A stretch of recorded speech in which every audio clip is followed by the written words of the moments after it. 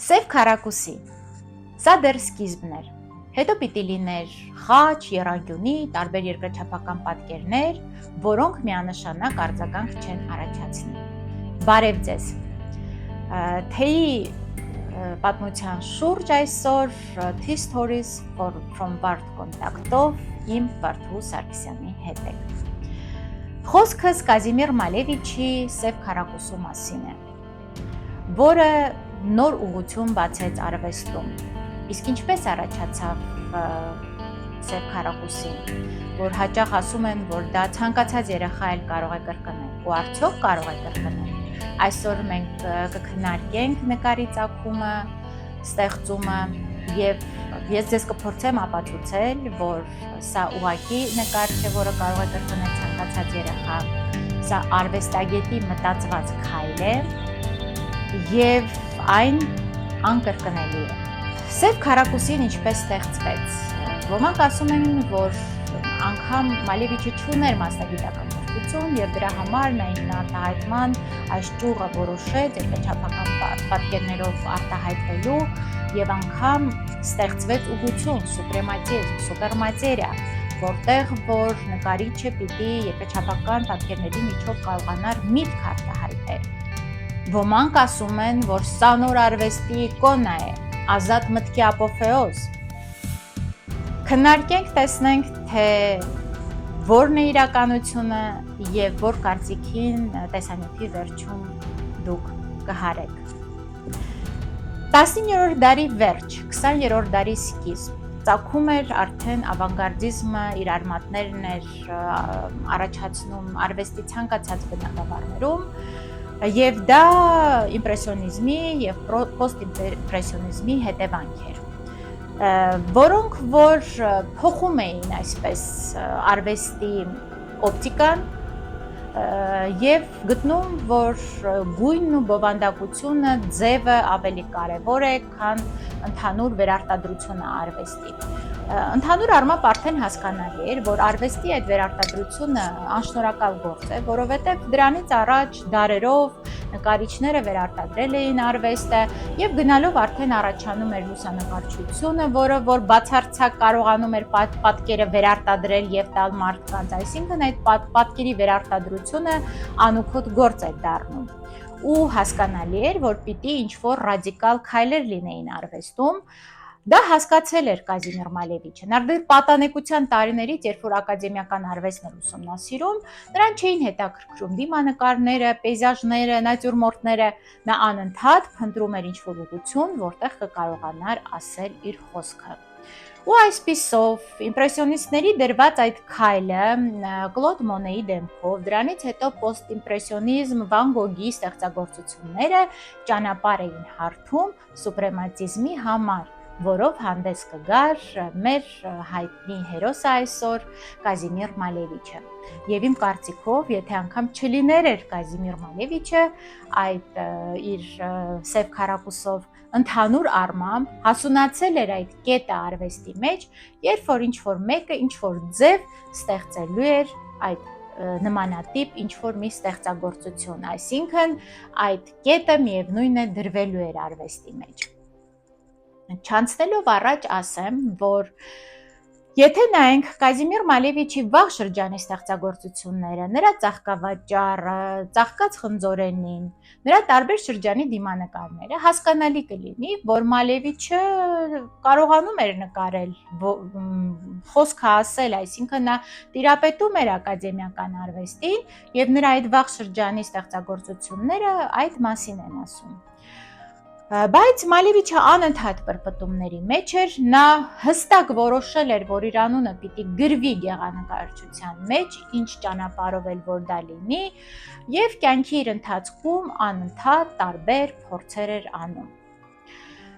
Ի վերջո հասկանալի էր, որ ակադեմիական արվեստը ընդհանուր առմամբ փակուղի է տվյալ ժամանակաշրջանի համար։ Ու առաջացել էր խոսք ասելու ճանապարհը, ինքնարտահայտվելու ճանապարհը։ Գիտեք, որ ես դասավանդում եմ ինքնակատարելագործման արվեստ եւ իմ դասախոսությունների ընթացքում միշտ ուսանողներիս կրկնում եմ, որ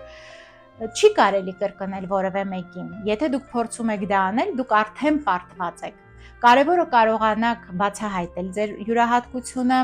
հասկանալ ձեր առաջնորդային հատկությունները եւ այն գեղեցիկ փաթեթավորման մատուցել։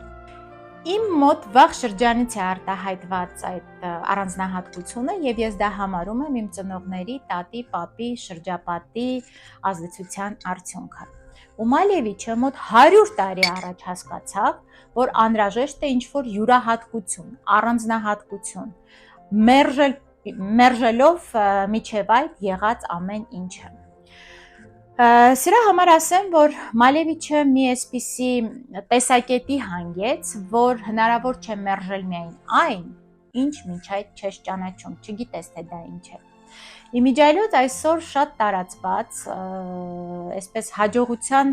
հասնելու ճանապարհ, լավ թե վատ, երբ որ ինչ-որ ձև հանդես են գալիս հաջողության հասած մարդիկ, ու մենք զարմացած բացականչում ենք։ Իսկ միթե այդպես հնարավոր էր։ Պարզվում է, որ հնարավոր է, այն ինչ մենք մինչ այդ չգիտենք, մենք չենք էլ կարողանում մերժել, մենք դա ինստինկտիվ ընդունում ենք, թեկուզ զարմացած, բայց ընդունում ենք։ Այ Մալևիչը իր այս ամբողջ կյանքի ընթացքում գնում էր այս կետին, գնում էր նկարելու իր սև քառակուսին։ Հավաստի լինելով ասեմ, որ ռենտգենոգրաֆիան երբ ուսումնասիրեց սև քառակուսին, նրա տակ գտան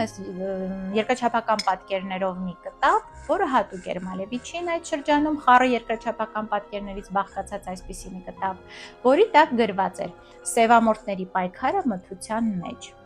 Առավել, այդ շրջանում այս նախադասությունը Մալևիչին չի պատկանում առաջինը, կար ֆրանսիացի ժուրնալիստ, սև հումորով աչքի ընկնող, որը որ տեղադրում էր դատարկ էջեր եւ տակը գրում անվանումներ էջերի։ Եվ այս սևամորթների պայքարը մութսենյակում հատուկ է Ալֆոնս Ալեին ժամանակաշրջանին։ Ու հայտնի չէ, թե սա հաշվի առնելով է Մալևիչը գրել, սրա ազդեցության տակ է նկարել իր սև քառակուսին, միգուցե հակառակը, ինչ որ սև հումորով է վերաբերվել այս ամենին եւ նկարել է սև քառակուսին, կա նաեւ երրորդ տարբերակը, որ Մալևիչի մոտ էլ է հասունացել այս ամեն ինչը եւ դա ուղղակի ժամանակի արտահայտումներ, բայց ամեն դեպքում նա այս նկար ուղղակի այսպես ծածկել է սև ներկով, ընդ որում դա արվել է ոչ համաչափ, որ ուսումնասիրությունների արդյունքում հասկանում ենք, այսպես ամփույթ ձևով սև ներկով ծածկել է, այնքան գծերը անցնում են սպիտակի սահմանները եւ ստեղծվել է սև քառակուսին։ Ու սա իմ կարծիքով ավելի շատ փիլիսոփայական այսպիսի մանիֆեստ էր, մանիֆեստ ասելու, որ հնարավոր չէ գտնել իմաստ այնտեղ, որտեղ այն չկա։ Ի վերջո չինական մի ասույթ կա, որ հնարավոր չէ գտնել սև կատվին մութ սենյակում, առավել եւս, եթե նա այնտեղ չէ։ Այս մտքի արտահայտումն էր իմ կարծիքով սև քառակուսու աշխատանքը, սև քառակուսի կտավը։ Մալևիչը, որպեսզի ցույց տա այն ճանապարհը, թե ինչպես է ինքը հասել սև քառակուսուն, կազմակերպում է ցուցահանդես, որտեղ պարզ է դառնում, որ իր վաղ շրջանի աշխատանքները քիչ են, բայց նա ուզում էր այսպես բոլորին ներկայացնել այդ ակադեմիական արվեստից ճանապարհը դեպի սուպրեմատիզմ, դեպի սև քառակուսի։ Եվ ինչ է անում Մալևիչը, ինքը վերցնում է իր վաղ շրջանի ստեղծագործությունները, քույրերը ասենք, որ նկարված էին 1930 թվականին, տակը գրում է 1910, Գարունը, որ նկարված էր 1928-ին, տակը գրում է 1904 եւ այսպես կազմակերպում իր ցուցահանդեսը։ Ասեմ, որ հետագայում էքսպերտների առաջ սա փակուղի է առաջացրել, որ նրանք չեն հասկացել, մտածում են, որ նկարներից մեկը Մալևիչինը չէ։ Հետագայում ավելի մանրակրկիտ ուսումնասիրություններից պարզվել է, որ նույն նկարից Մալևիչը նկարել է 2 անգամ, ուղղակի տարեթիվը փոխած, որպեսզի կարողանա իր այդ ճանապարհը ստեղծագործական ցույց տա։ Ավելին, նա որպեսզի կապի այդ ակադեմիական արվեստն ու սուպրեմատիզմը, նկարում է հայտնի ջութակը վրանկով, որը որ այսպես անցում էր դեպի ավանգարդիզմ, այդ ամբողջ ճանապարհը, որը որ ներկայացնում է ինքը Մալևիչը։ Երբ ենք մենք առաջին անգամ տեսել կտավը, որտեղ ենք տեսել, ովքեր են տեսել։ 1915 թվական Սանկտ Պետերբուրգ ֆուտուրիստական վերջին ցուցահանդեսը։ Մալևիչը հայտ չէր ներկայացրել մասնակցելու այս ցուցահանդեսին եւ այն ամեն ինչ տեղի ունենում հետո նման է պլանավորված ավանտյուրայի։ Նա ներխուժում է սենյակ, կարմիր անկյունում, որտեղ սովորաբար կախվում էին սրբապատկերները, կախում իր սև քառակուսին ու վերևում ամփոփորեն, այսպես ձեռքով դիտմամբ ամփոփորեն գրված ցուցանակը գեղանկարչության սուպրեմատիզմ։ Սա մի տեսակ խոսք էր, որ մտնողները առաջին հայացքից հասկանում են, որ սա սովորական գեղանկարչություն չէ, սա ոչ մի կապ չունի արվեստի հետ, սա ինչ որ նոր բան է, սա նոր խոսք է։ Հասկանալի է, որ աղմուկն ու թերթերի արձագանքը երաշխավորված էին, եւ երբ նկարը այսպես աղմուկ առաջացնելուց հետո Բենուան, որը որ հարգված ու հարգարժան մարդ էր, այս ամենը անվանեց բացի թողության նողկանք, ընդ որում ասեմ, որ Բենուան ինքը դեմ էր ռեալիզմին, բացարձակ ռեալիզմին, բայց նա միշտ հակված էր այն տեսակետին, որ արվեստը պիտի իր մեջ էսթետիկա պարունակի, այս ամենը ոչ միայն չէր վրդովեցնում Մալևիչին, այլ հրճվանք էր առաջացնում։ Նա ասում է, հեղափոխությունը ստացվեց։